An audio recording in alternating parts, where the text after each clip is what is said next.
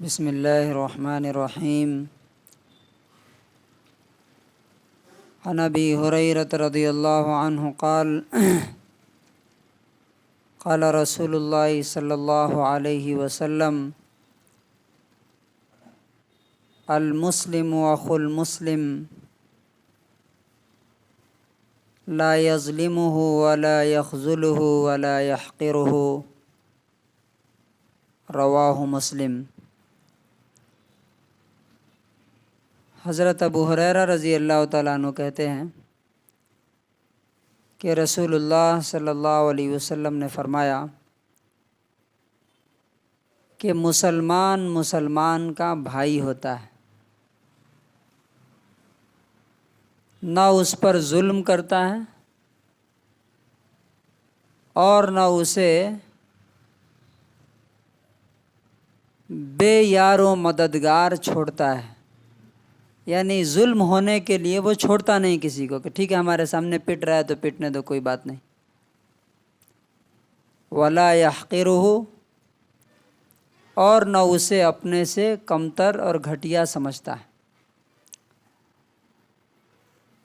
تو اس میں صاف صاف بتایا گیا ہے کہ اگر اسلام اور ایمان دل میں ہے تو جہاں بھی کسی مسلمان پر کوئی ظلم ہوگا وہاں پر مسلمان خاموش نہیں رہ سکتا ہے، چھوڑ نہیں سکتا ہے اس کو، اپنے بھائی کو.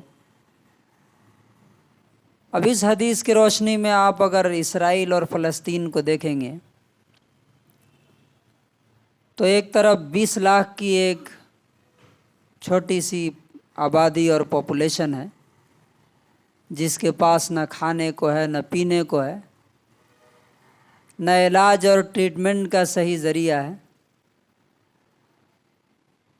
اور دوسری طرف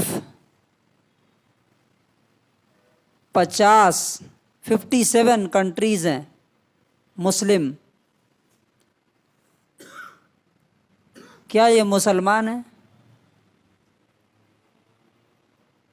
سعودی عرب ہو، دبئی ہو، قطر ہو، بحرین ہو، ایران ہو، ٹرکی ہو، یہاں حدیث کیا کہہ رہی ہے کہ وہ ظلم ہونے کے لیے نہیں چھوڑ سکتا. اگر مسلمان ہے اور اس کے سامنے کسی مسلمان کو مارا جا رہا ہے، پیٹا جا رہا ہے، گالی دی جا رہی ہے، ذلیل کیا جا رہا ہے تو وہ خاموش نہیں رہ سکتا.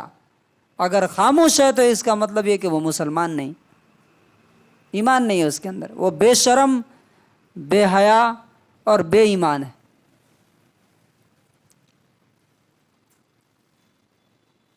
ایک طرف ایک کنٹری ہے، صرف 1 کروڑ کی آبادی، صرف 1 کروڑ کی آبادی 10 ملین، اور دوسری طرف 200 کروڑ مسلمان ہیں، 200 کروڑ، 2 ارب، 2 بلین. اور دیکھیے کہ کیا چل رہا ہے. اس کی وجہ کیا ہے؟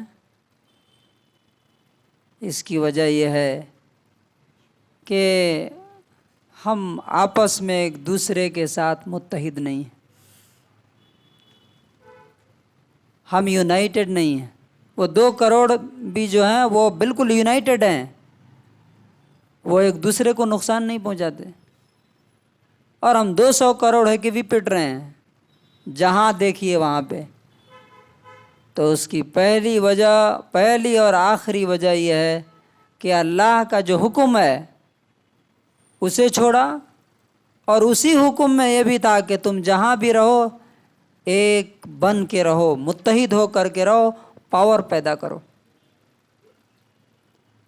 تو اب ظاہر بات ہے کہ ہم یہاں سے دعا کے علاوہ اور کیا کر سکتے ہیں؟ اللہ تعالیٰ سے دعا کا، ایک تو یہ کہ ہمیں دعا کرنا ہے، دوسرا یہ کہ ہمیں یہ دیکھنا ہے کہ ہم کس کنڈیشن میں، ہم یہاں کیا کر رہے ہیں. کیا ہم لوگ جو روس کالونی سمجھ لیجئے، کیا کوئی ہمارا ایک امیر ہے، ہمارا کوئی ایک لیڈر ہے جو اگر کوئی بات کہے تو سارے لوگ مان لیں گے؟